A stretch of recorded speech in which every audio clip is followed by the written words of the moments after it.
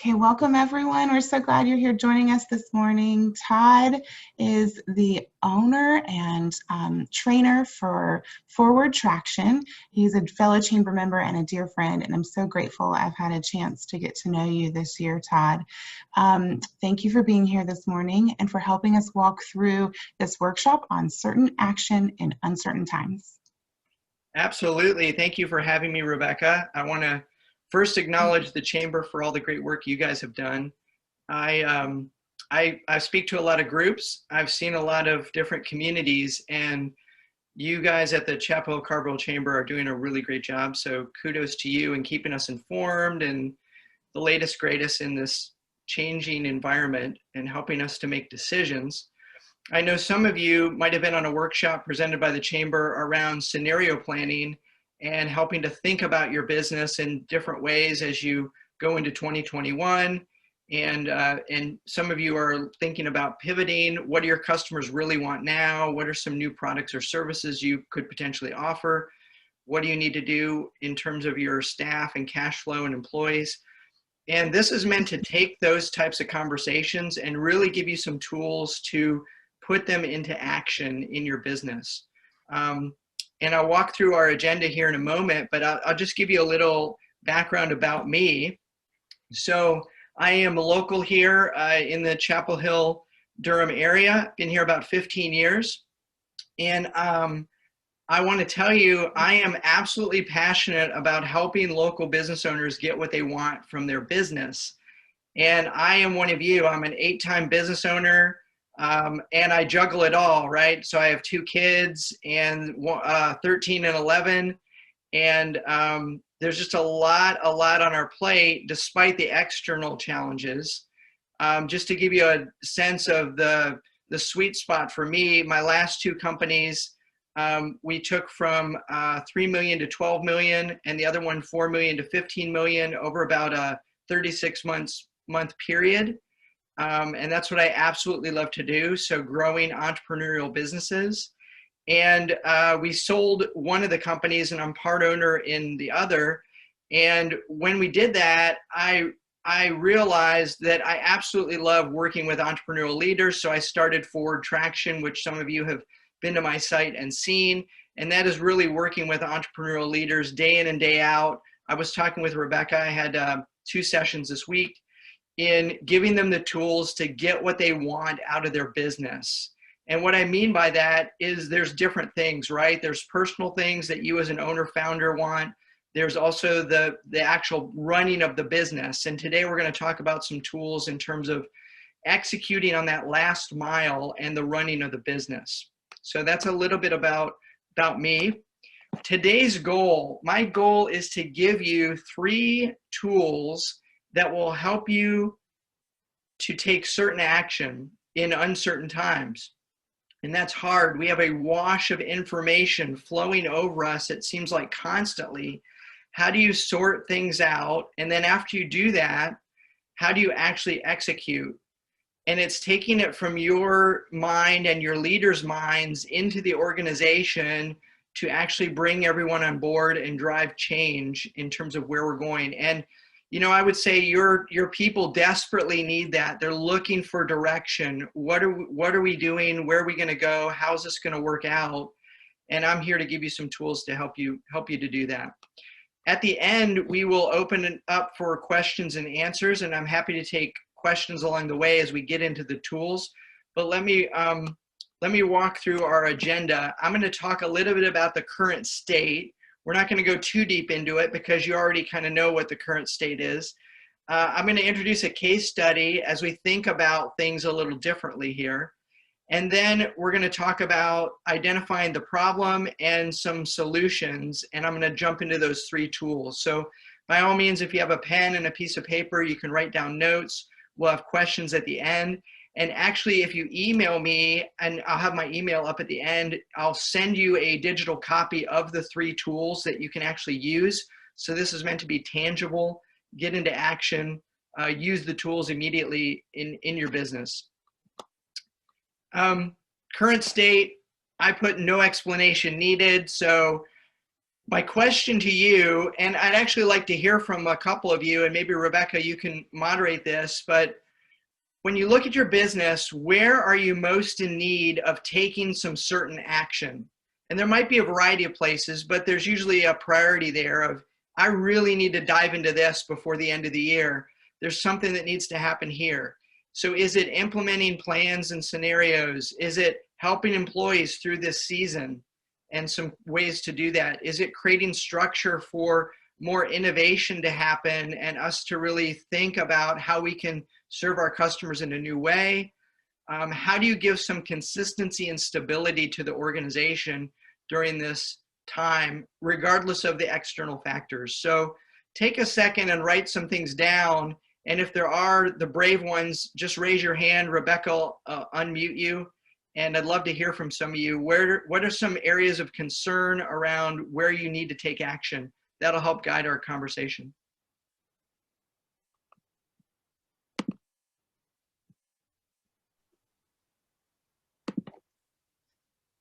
Okay, I'll call on you if you don't volunteer.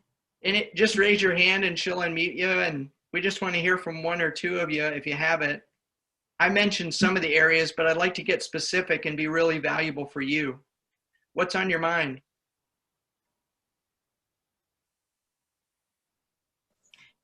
Therese, I'm going to ask you to unmute. Okay, can you hear me? You're ready? Go ahead. Yep. Yeah, this is Trace with All About Insurance, and we've got 11 insurance agencies throughout the Triangle area.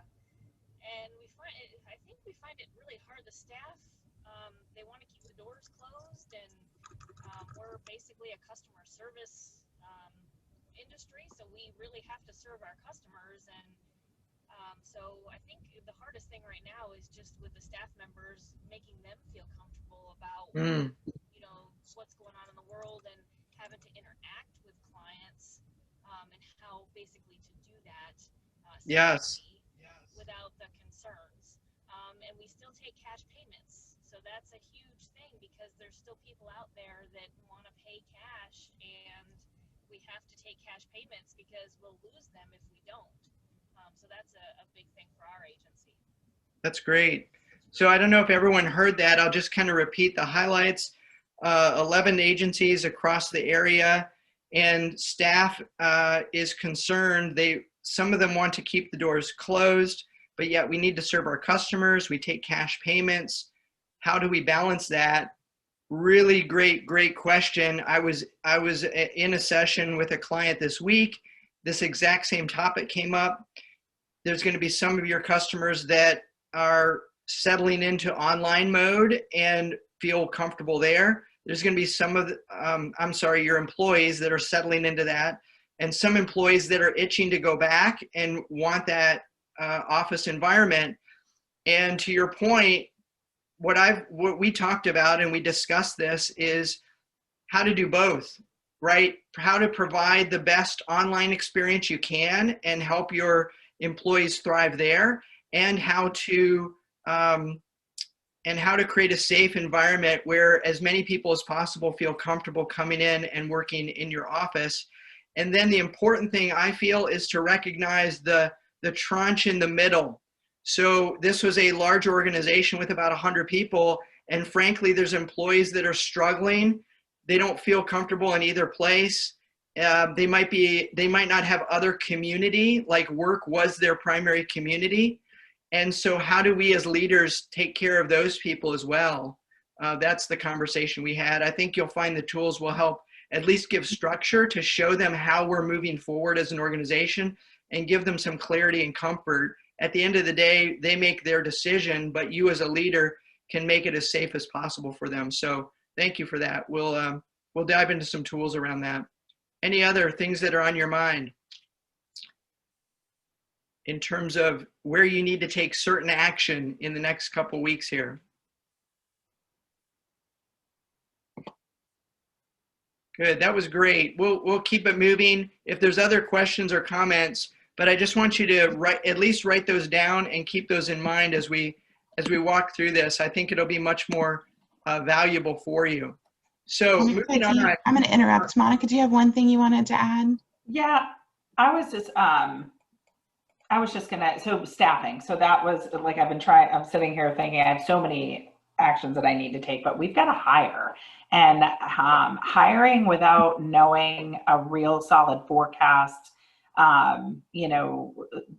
winter is coming, all of that is really challenging. Like we don't have the money to pay the people that we have currently. I mean, we do like barely, but we're short staffed and trying to hire somebody is really challenging right now. Yeah, I can absolutely understand that. I'll give you, when we walk through these tools, we'll talk a little bit more about that type of scenario. And certainly the flip side of that is there are great people available now that may not have been before, but how do you do that in a way where you're open and honest and clear with where you're at as a business and what you need? And I think these tools will help you with that. So thank you for that. So the next thing I want to dive into is a little bit of a case study just to give some context. So these tools work in the real life context of your business. You're not going to hear any theoretical things. These are things that have been tested in businesses and they just work. So this happens to be a financial services firm, but it could be any type of firm. So I was talking earlier, I work with companies that are in real estate, construction, retail, restaurants, healthcare, education, nonprofit, for-profit, all across the board. Really, it's about the entrepreneurial spirit and what we can do with businesses that are in need of some type of structure to help them move forward and implement these plans and execute over what I call this last mile. So the case study is this. A client of mine, about 100 people in the organization, 20-year-old financial services company, really very strong culture, but I would say stagnating culture. And what I mean by that is if you're not growing and evolving, you're probably dying. So when you've been around for a long, long time, it's easy to say that's the way we've always done it.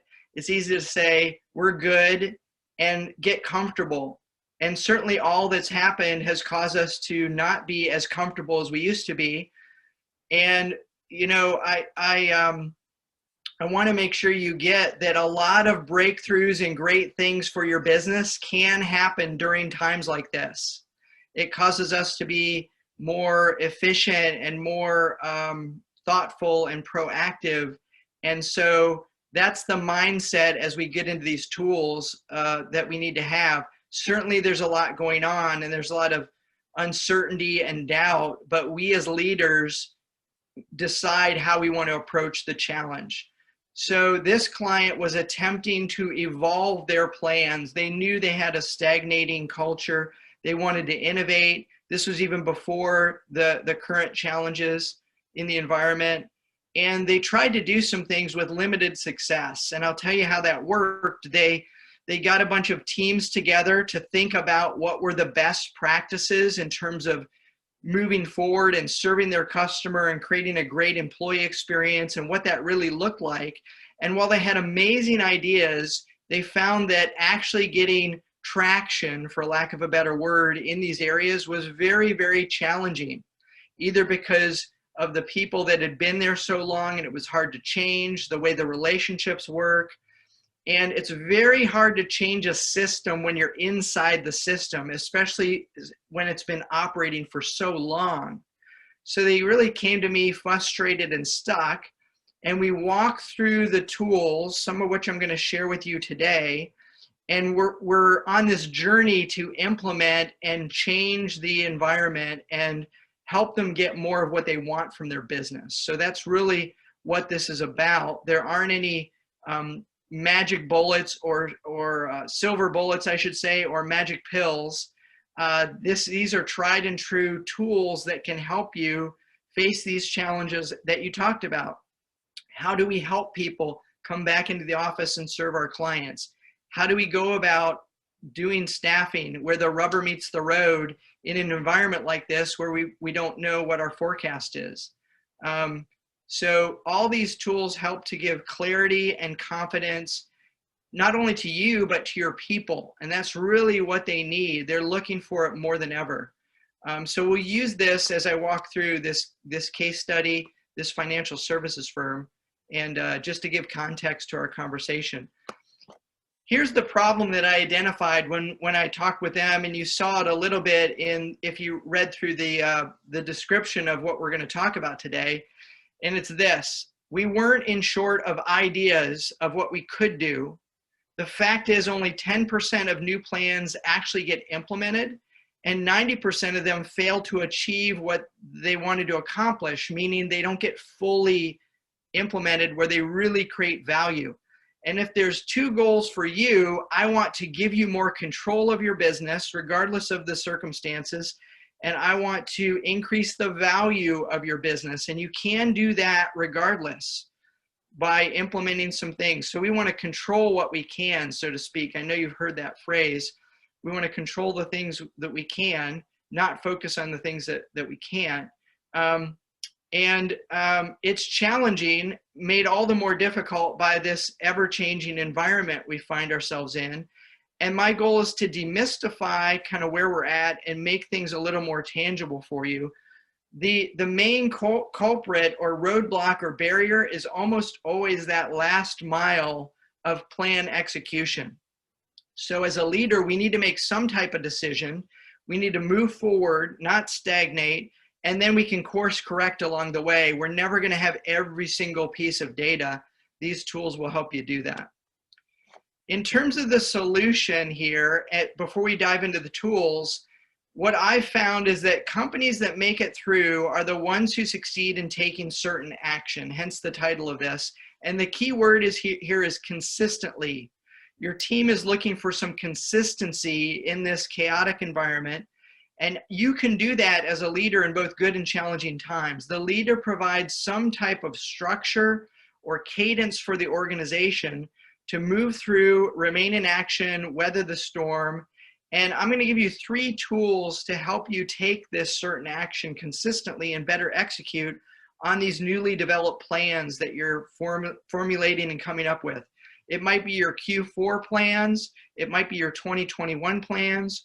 We know as we get into this, they might change a bit in November, but I think this structure is flexible enough to give you the ability to change. So we don't want to create a straitjacket where it's like, this is where we're going regardless, but we do want to create some guardrails. Otherwise, people will just be banging up against the sides and not really moving in the right direction. And I liken this to cutting a path through a forest. If you're cutting a path with a team, and all of you are cutting a path, you have to climb the tree, look where you're going as a leader, come back down the tree, make decisions and say, here's where we're headed. Otherwise, it's just going to be all over the place if we just leave it up to chance. So this is what we're going to do with these tools. No plan is implemented exactly as we originally anticipated. Realize that. Get comfortable with that. I know some of you like to, oh, it's not happening right. Well, it's okay. We can change it. The key is to bring the team along and get buy-in for our new plans. So that's what we're going to talk about and get into the meat of today. Before I jump into the tools, are there any questions or comments over anything we've talked about thus far? Anything? Great. So let me jump into it.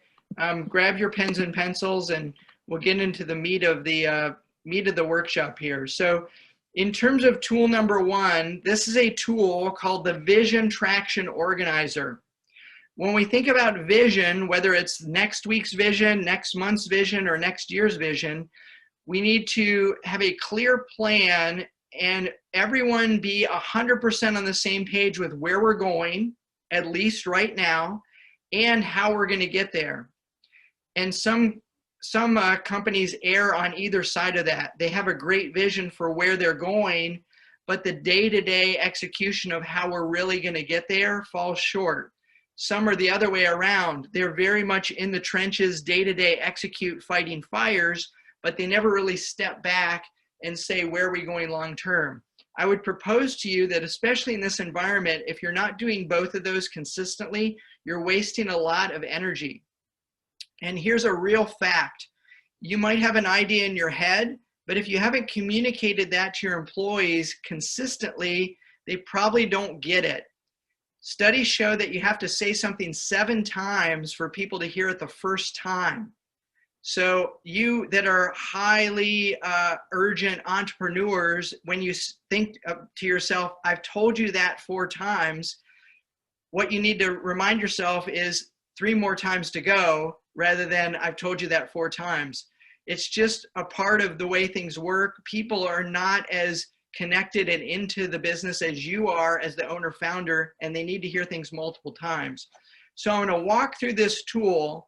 Very simply, what this tool is we step back and we answer 8 simple questions for the business. So I want you to think about taking your ideas and plans that you either did at the last chamber seminar or you're thinking about, and applying them to this tool, and then communicating this out to your team.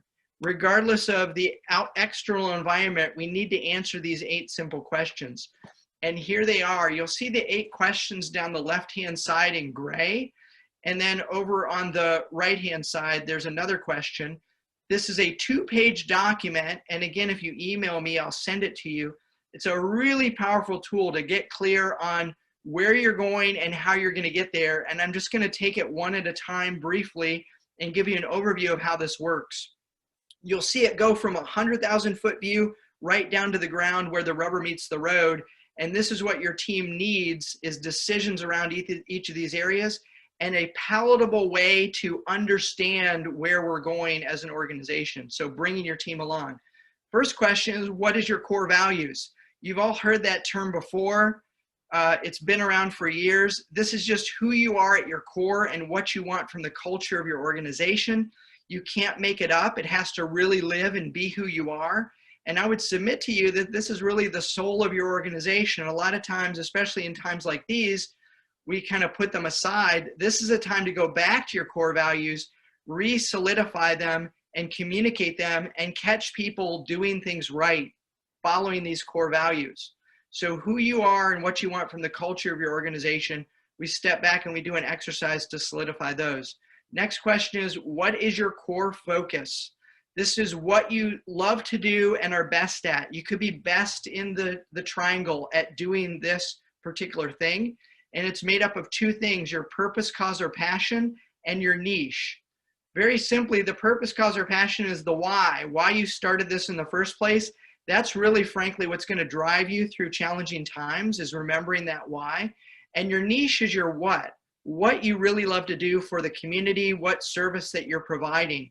And getting really clear on that helps us make decisions. So we use this core focus as a filter to remember who we are and where we're headed. Now, I want to make it clear that with my clients during these challenging times, we've really had to reevaluate the core focus and say, during this season, do clients still want our products or services? Because if there isn't a market, that's pretty hard, right? If they do want our products or services, do they want them delivered differently? Can we do things differently so that we can serve their needs and meet them where they're at? So it's not like we go back to our core focus of 20 years ago. This is a living document that we constantly, each quarter, need to be thinking about and updating. What are we really about? That's core focus. The next question is, what is your 10-year target? This is just a big picture, long-range goal for the business. Could be anywhere from 10 to 30 years out. And I know it's hard to think about 10 years from now in the season that we're in, but I beg with you, plead with you to keep this in mind and keep it in front of your people, because it gives them a vision and a hope for what this organization is going to be and gets them all engaged with you. If you are delivering a message of uncertainty and lack of clarity, your people will not be engaged. You're actually creating a vacuum. You need to fill that vacuum with a vision. And again, you may not exactly hit it, but I guarantee you'll get closer to it if you have a vision. So this is really just painting a picture of exactly what this business could look like 10 years from now, given our new core focus, given who we want to be. And this is what we need to do as leaders. The 4th question, now that we know who we are, what we love to do and are best at, where we're going, is what is your marketing strategy? And this is just a high level, this isn't a full-blown marketing plan. This is just alignment on who we're going to talk to and what we're going to say with our precious sales and marketing energy. You as a leader only have so much time and money to dedicate to this. So it's made up of 4 things. You can see them there. I won't go in depth, but I'll just say that you need to identify, obviously, your clear target market now. What is the target market? The demographic, geographic, and psychographic profiles. Where are they? Because, you know, I heard someone say at the beginning of the pandemic, this is a great pause. And I said, wait a second, no one's pausing. Like, we didn't just freeze. Everyone's continuing their life. This is a reallocation of time. So you need to think about where your customers are using their time now. Are they in front of their computer more on Zoom? Are they out for a walk? Frankly, a lot of their lives have been condensed, so you know where to find them even more now. And then the next 3 things of marketing strategy are just your messaging to that ideal target. So we clarify that. So we know who we are, what we love to do and are best at, where we're going, how we're going to get there. Then we move to the right side of the document, and you'll see how we really bring this down to the ground where the rubber meets the road. The first and next question we ask there is the 3-year picture. What is your 3-year picture? So 3 years from now, on your way to the 10-year target, what could this business look like? And again, I know it's hard, but the reality is this is part art and part science. And we need to put something out there that we're living into in terms of the future vision. So revenue, profit, measurables. A measurable is just another number outside of revenue that your people could get their head around. A lot of times your people aren't going to understand the revenue of the business, but they might understand number of customers, locations, number of trucks, other things that they could understand how we're going to move forward 3 years from now. It gets them out of the myopic focus on today and the firefighting and actually gives more energy to the business. This is about managing human energy in the business. You'll see the question there, what does it look like? We just step back and we paint a really clear picture of what this business could look like, taste like, touch, feel like 3 short years from now on the way to our 10-year target. And your employees as well as your customers will really appreciate understanding who you are and where you're going. There's studies that show that the clearer you are in articulating who you are, the more customers you get, rather than if you try and do and be everything and you're switching all the time. So this brings clarity. So that's the first side of the document. The next side are just the last 3 questions. And again, I have a digital version of this I can email to you that you can use.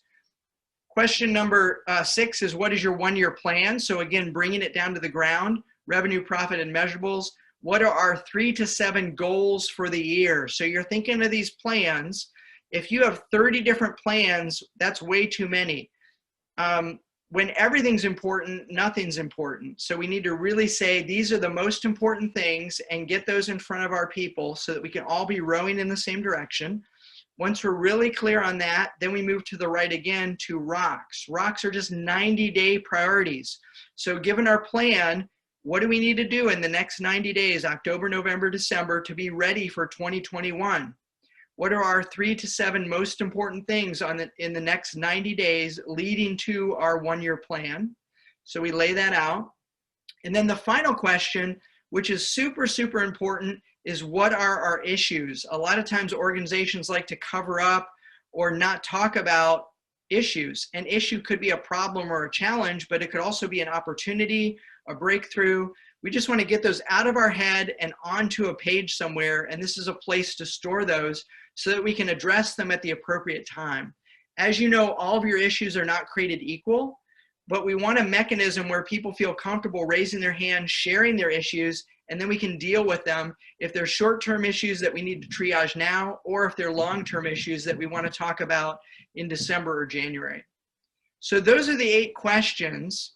And we step back and we answer those 8 questions clearly. This gives you a framework to be able to lay them out and then communicate them with your team, because we want to get these shared by all. This shouldn't be a document that sits in a drawer. This should be a living document. So I'll stop there. Any questions on the Vision Traction Organizer or anything we've covered this far? What What are your thoughts? I want to say thanks for organizing this, because like these are really good. Like I need like an organized way to think about this stuff. So I would just say thanks for putting these together. Yeah. Yeah, this is helpful. Good, good. Yes. This helps manage your energy as well, because as an entrepreneur, you have 136 things on your mind. How do you really boil it down and decide what you need to do today, tomorrow, the next week, and what can be pushed off, right? And it's just hard to, unless you have a structure and a framework to do that. I know, I've been there. So thank you. Well, this is also helpful. This is Teresa at All About Insurance again. I've joined an organization where the structure has changed and is not really there because it's 11 agencies and they're in different places. So this could help streamline and get everybody on the same page. So that's very helpful. Yes, absolutely. Yeah, so it's not that you and your leaders don't have any vision. It's that you're not aligned, like Teresa just said, in exactly where you're headed. So this brings clarity to that. So super, super good point. Good. So that is probably the longest, meatiest tool. I'm going to go through the next two tools. But again, email me and I'll send you a copy of that particular tool, the Vision Traction Organizer. It's just a two-page document. So the next tool is what we call the scorecard. So it's not enough just to have the vision and lay out that plan. Somehow you have to have a measurement of how you're doing. And for some people, this is exciting, and for other people, this is, I don't know. This brings up things like, am I micromanaging my people? How's this going to work? I don't think this will fit in our culture. Excuse me. But I want you to understand that this isn't about pointing fingers and blaming and finding people doing things wrong. This is about finding people doing things right and recognizing them. And you use this scorecard as a team. How are we doing? Not how are you doing, how are we doing together? So everyone loves some type of a game that will show them if they're winning or not. And frankly, your employees and people do not feel like they're winning right now. So you've got to create a structure that allows them to see that they are winning, even if it's little baby steps, and show progress. We're looking for progress, not perfection here. So this is 5 to 15 high-level numbers that give you an absolute pulse on if your plans are working or not working. The last thing we want to do is put a plan in place and then wait like 3 months or a year to find out it's not working. We want to know along the way. These are what we call leading activity-based numbers. So this is not meant to take the place of your monthly reporting, financial reporting, or quarterly reporting. These are things that would lead to great results in those areas. In certain areas, you may have to double down and even double the activity. So a lot of organizations I work with in sales and marketing, it's not that there aren't customers out there, it's that they need to uncover a few more rocks and do a little more marketing to find the right customer, and their customer profile has changed. So this scorecard really helps you to measure if you're really putting your efforts where they need to go. It's usually across the major areas of your business. So you may have some numbers that focus on sales and marketing and attracting the right type of customers, and some numbers that focus on delivery. Are we delivering a great product or service? Are our customers happy? Are our employees happy? And keeping your team focused on that, even if your customer count has gone down a bit, is going to keep them energized, and it's a virtuous loop of seeing the numbers increase. Again, you may need to reset from where you're at. So there's 3 things here, and I'll show you an example of the tool in a second, but we want to measure 3 things, and this is super important. Number 1 is, the technical word for it is compliance, but are we doing it the right way, the ABC way of doing it? Are we actually doing it where we're doing it where it really serves the customer? So if you've had to pivot or change a bit, and you've changed the way of how you deliver your service, are we doing it the way we need to be doing it? The second thing is frequency. Are we doing it enough? So it's not enough to do it right one time. We got to do it right over and over again. And the third thing is, are we getting the results that we want from the plan and whatever we change? So those are some things to think about as you think about your scorecard. Here's an example of a scorecard, and I'll just snap through it. You'll see it's made up of the actual measurable. So given our plan, what do we actually need to measure? Less is more here. I would pick like 5 numbers. It doesn't need to be like a crazy spreadsheet of all of your metrics and numbers. This is a living document, again, that is designed to be shared. And it's things like this. Weekly revenue, sales calls, meetings, proposals, closed business, customer satisfaction score. Closed business meaning we signed a deal or we closed a transaction. This might be tickets in the restaurant business. It might be number of service calls in a commercial residential services business. But the basic things where if you were on a deserted island, you could look at this and see exactly how your business was doing. Then we have a goal for the week. We don't wait till the end of the quarter. We have some type of goal. We need to keep it above this number. And be realistic here. This is a number that the team needs to rally around. There's a really great story, Bethlehem Steel, back in the late 1800s, early 1900s. Bethlehem Steel, the leader of that company, his name happened to be Charles Schwab, not the financial services Charles Schwab. He went to his lowest producing steel plant and he said, how many heats of steel did you produce, to the morning foreman? And the foreman said 6. So he took a piece of chalk out of his pocket and he wrote a big 6 on the ground. And then he waited for the night shift foreman to come in, and the foreman saw the 6 on the ground and he said, what's that? And he said, well, that's how many heats the morning shift did. Fast forward to the next day, Charles Schwab came in, the morning shift foreman came in, that 6 had been erased and a 7 was put in its place. And thus started a game between the morning shift and the night shift. They got that plant up to 10 heats a shift. It was the highest producing plant in Bethlehem Steel history, all because of that simple scorecarding game. So that hopefully illustrates the power of this. It doesn't have to be complicated. It could be, you all might have been to an Arby's where people ring the bell, right? When they leave the door. They took the bells down because of the pandemic, but some type of feedback. Your people need some type of feedback to know if we're doing well, especially in this climate. There's usually one person overall that's in charge of keeping this on track. Usually you or one of your managers, so we name who that is. And then we have 13 weeks of history at a glance. Every week for the next 13 weeks, this is so we can see patterns and trends develop. So it's not just about what did we do last week. It's if you see a downward trend, you know you need to take action there. Are we delivering the way we wanted to? We go back to our training and our processes. Do we have the right people in the right seat here? And it really gives you a pulse on how you're doing on what you can control, not on what you can't. So that's the scorecard. I'll stop there. Any questions on the scorecard? Is that helpful to you?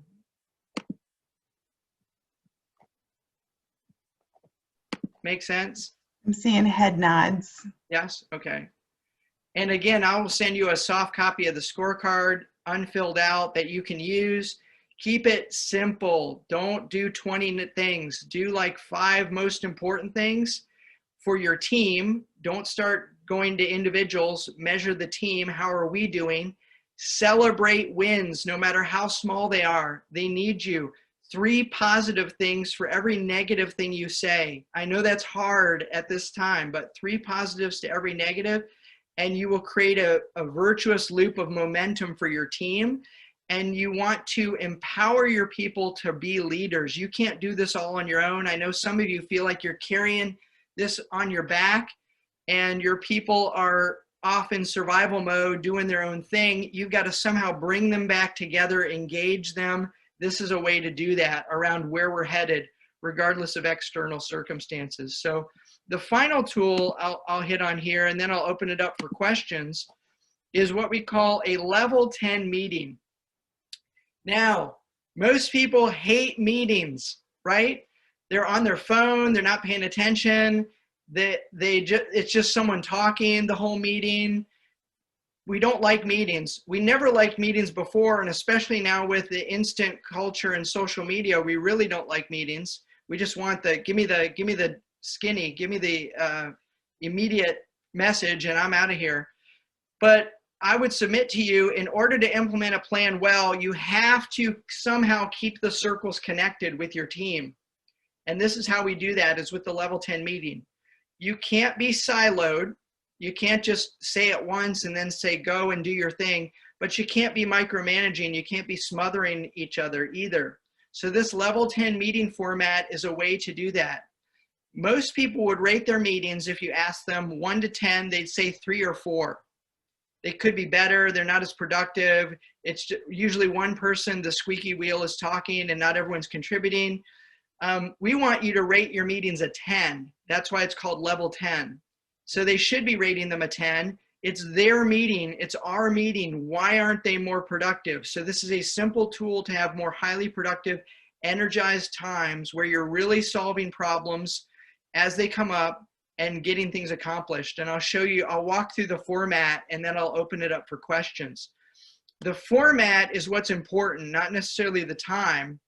So this could be a 90-minute meeting with your leaders, or it could be a 15-minute meeting with your team on the floor, but the format is what's important. And here's how it works. Simple, clean format. Half of the meeting is reporting in on the most important things for our business, our scorecard, our rocks, our what we call customer employee headlines. Half the meeting is solving the most important issues that popped up this week in our business that are keeping you from implementing your plan. So this is that feedback and collaboration loop. And rather than having people calling you or texting you with every little thing, this is a compartmentalized time where you can really think well together as a team. So I'll walk through the format. The first is just we step back from the business and we take a breath. How are you doing? How are the kids? How's everyone coping? And you just kind of step back together, because this is about working on the business. We've been running the business all day and all week. We want to step back and take a breath. Then we review our scorecard very rapidly, the 5 or so numbers. Here's how we're doing. Looks good here. These numbers are on track. This number looks like it's off track. Let's not dive into it right now. Let's talk about it later. And you'll see where we talk about it down below in an area that is the problem solving area. We call it identify, discuss, solve. And I'll show you how that works here in a second. So we're not at this top part. We're just checking in and reporting in. We're not diving into issues.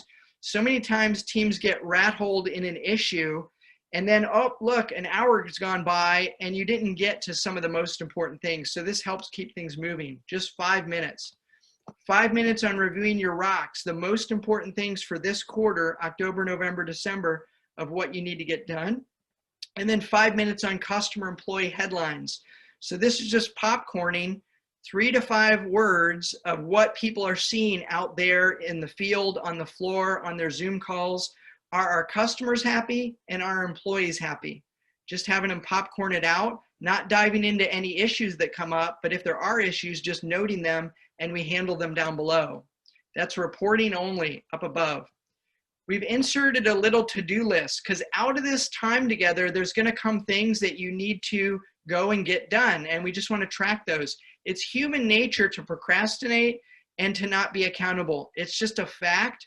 So this is a mechanism to help anyone, regardless of where you are on that spectrum, to be accountable and to not procrastinate. So to-dos are 7-day action items. They should fall off the next week. So Joan, we asked that you were going to do this. Did you get that done? Tom, you were going to handle this. Did you get that done? It's just tracking those very simply. And then at that point, we move into the problem solving portion of the meeting, which we call the issues list, or IDS. So from the above, you've identified potential issues with our scorecard numbers, with our rocks where they're off track, with any customer employee headlines. And we just lay those issues out in a list and we prioritize and we plan. IDS stands for identify, discuss, solve. Rarely what is written on the issues list is the real issue. So you as a leader need to dig down and say, is that the real issue? And I like to boil it down to a few key areas. It's usually a process issue, meaning we haven't trained right or we haven't identified how we should do that. It's usually a people issue, meaning we don't have the right person in charge of that gets it, wants it, has the capacity to do that. Or it's a resource or tool issue, meaning we haven't provided them with the right tools or resources, or we're not getting enough data back to know how we're doing there. So the key for you is, I beg with you to boil it down to the root. Don't let people go into a story about what happened. Ask them questions about what the real issue is, identify that. Then we move into discuss, which is the D, and your discussion will go much quicker after you've identified. And then we just move to solve, which means there's a plan of attack to make that issue go away forever. Using this mechanism, you will be able to bust through 6, 9, 12 issues in a meeting. And again, it doesn't matter, this meeting happens to be 90 minutes, it could be a 60-minute meeting. The point is that half of it is reporting in at the top, and half of it is solving our issues. With about 2 to 5 minutes left, you just conclude the meeting so it doesn't bump up against opening or other things. And what you do there is you just clarify next steps, and you rate the meeting, 1 to 10, how did we do? You want to get an 8 or above.